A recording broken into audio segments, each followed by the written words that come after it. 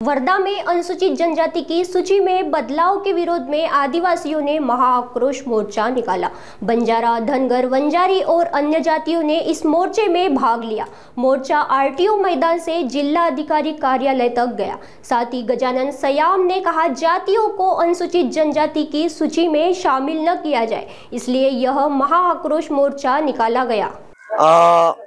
आज आम्ही जो काही 45 आदिवासी जमातीमधील हा जो आदिवासींचा मोर्चा काढलेला आहे, हा बंजारा, धनगर आणि वंजारी आणि इतरही ज्या काही जमाती असतील, जाती असतील, त्या आदिवासीमध्ये समाविष्ट करू नये अशी आमची महाराष्ट्र शासनाला विनंती आहे। आणि म्हणून भारतीय संविधानाने जे काही आम्हाला अनुसूचित 342 नुसार जे अधिकार आम्हाला मिळालेले आहे, आमचे अधिकार आम्ही कोणालाही देऊ देणार नाही शासनाला। आणि म्हणून ही आमची आता रस्त्यावरची लढाई या ठिकाणी आम्ही उतरलो आहे। महाराष्ट्रामध्ये सर्व महाराष्ट्रभर जे मोर्चे आहे आदिवासींचे हे लाखोंच्या संख्येने निघालेले आहे आणि आमचा देखील मोर्चा हा भव्य दिव्य या ठिकाणी आज तुम्हाला पाहायला मिळणार आहे।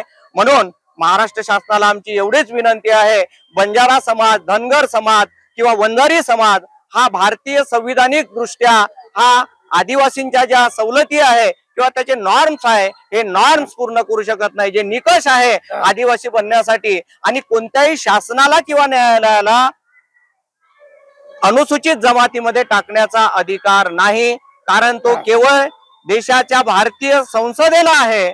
आणि संसद जेव्हा या ठिकाणी एकमताने हा निर्णय पारित करेल, राष्ट्रपतींची स्वाक्षरी होईल, तेव्हाच त्यांचं या जातीमध्ये समाविष्ट करू शकते। परंतु तसं होऊ शकत नाही, कारण जे निकष लागतात ते निकषच पूर्ण करू शकत नाही। कारण लोकूर कमिटी असेल किंवा अन्य कमिट्या स्थापन झालेल्या आहे, त्या सर्व समितींनी अहवाल दिलेला आहे की बंजारा हे आदिवासी होऊ शकत नाही।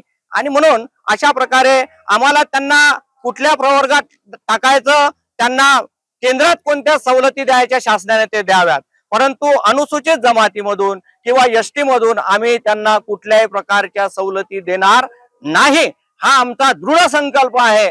आणि मग जर शासनाने अशा प्रकारे प्रयत्न केला तर पुन्हा आम्ही मात्र लाखोंच्या संख्येने पूर्ण महाराष्ट्रभर ही या ठिकाणी हे जे पिवळं वादळ आहे, हे पिवळं वादळ धडकल्याशिवाय राहणार नाही। आणि म्हणून महाराष्ट्र शासनाने एवढीच विनंती आहे की आमच्या ज्या 45 जमाती आदिवासी मधल्या त्यामध्ये कुठलेही जात किंवा जमात किंवा भटकी जमात या एसटी मध्ये तुम्ही विलगीकरण करणार नाही, त्याचा समावेश करणार नाही, एवढीच आम्ही या मोर्चाच्या माध्यमातून विनंती